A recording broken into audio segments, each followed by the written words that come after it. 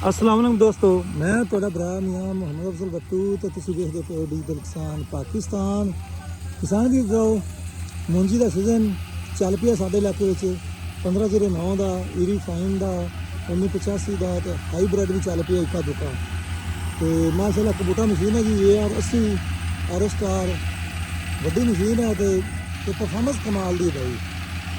ਤੇ ਇੰਜਾਜ਼ ਜਿਹੜਾ ਜੋਟਾ ਲੈਂਦੇ ਥੋੜਾ ਬਹੁਤ ਵਰਤਾ ਪਿਆ ਨਾਲ ਬੱਚਾ ਆ ਗਿਆ ਸਵਾਦ ਦਾ ਤੇ ਮਸ਼ੀਨ ਦੀ ਪਰਫਾਰਮੈਂਸ ਚੈੱਕ ਕਰੋ।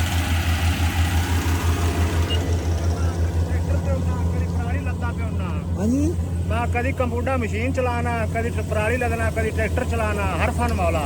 जिंदा कभी स्प्रे करना, कभी खाद सटना। मैं ना ऑलराउंडर हो गई। हाँ जी, मैंने कहा साहब मशीन कैसी चलती गई है?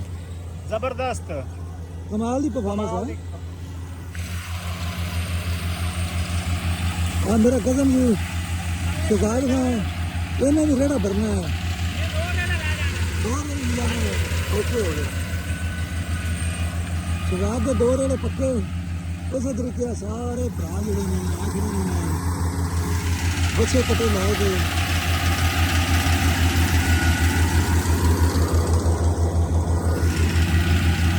आरएसकार AR80 कबूटा ਜਦੋਂ ਦੀਆਂ ਮਸ਼ੀਨਾਂ ਆਈਆਂ ਨੇ ਜ਼ਿੰਦਗੀ ਲੋਕਾਂ ਦੀ ਆਸਾਨ ਹੋ ਗਈ ਹੈ। ਪਹਿਲੇ ਹਾਰਵੈਸਟਰਾਂ ਆਈਆਂ ਤੇ ਮੁੰਜੀਆਂ ਦਾ ਕੱਦ ਵੀ ਵੱਡੇ ਹੁੰਦੇ ਸੀ, ਦੁੱਧ ਪੈਂਦੀਆਂ ਬੜੀ ਪ੍ਰੋਬਲਮ ਹੁੰਦੀ ਸੀ। ਹੁਣ ਜਨਾਬ ਜਿਹੜੇ 20 ਹੈਗੇ ਨੇ ਖਾਸ ਕਰਕੇ ਮੁੰਜੀ ਦੇ ਉਹਨਾਂ ਦੇ ਕੱਦ ਵੀ ਪੂਰੇ ਹੋ ਗਏ ਨੇ।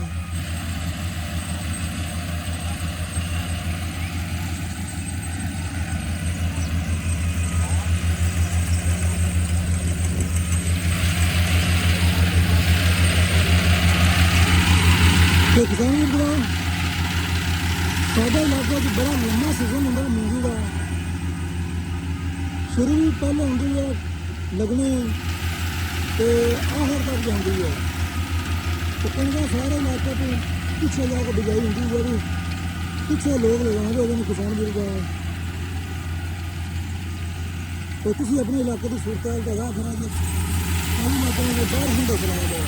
अल्लाह तला जी किसानों को हर बड़े किसान जोड़े ने बड़े परेशान ने 3 साल 4 साल हो गए हैं किसानों का जोड़ा कि थोड़ा जहा किसान नहीं लेंगे ने तो फिर कोई ना कोई मुसीबत पाई जाती है। जिस तरीके अजकल डीजल पेट्रोल भी पई हुई है, कदे डीजल महंगा कदे जनाब डीजल सस्ता। रुपया सस्ता होता तो 50 रुपये महंगा हो जाता है। तो हर काम किसान का खराब हो चुका है, प्रोग्राम किसान का बर्बाद हो चुके हैं।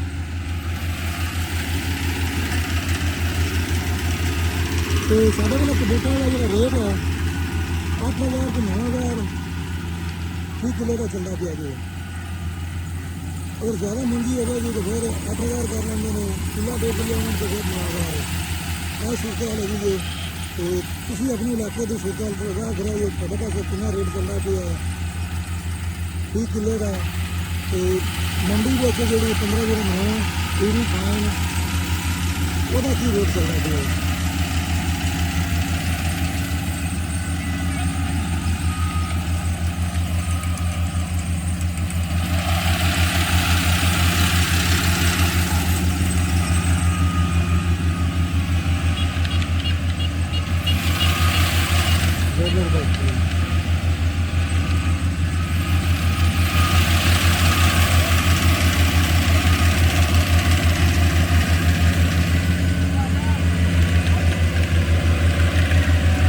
तो हम ये पैकी उतारेगा ट्राला मौजूद है फिर अगले किले से मशीन जाएगी।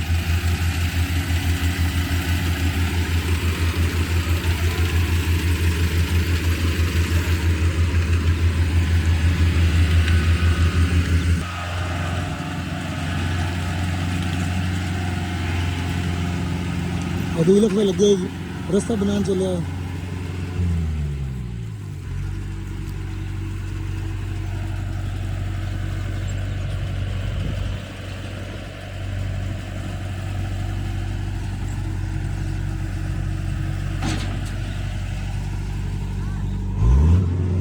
मुंजी आ गई दोस्तों।